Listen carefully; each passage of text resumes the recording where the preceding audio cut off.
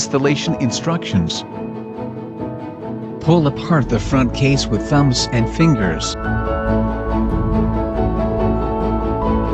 Peel off any already installed screen protector on the iPad. Use wet wipe, and then dry wipe, to clean the screen. Remove the inward screen protector backing. Align the front cover with the screen and press down to secure. Slide it into the back case and press down on all sides.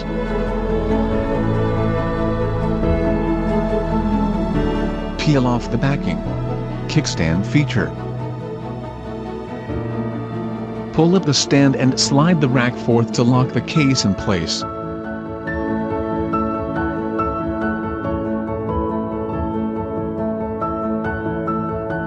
Uninstallation instructions. Pull out the back cover starting from a corner. Remove the front case by lifting two bottom corners off the edges.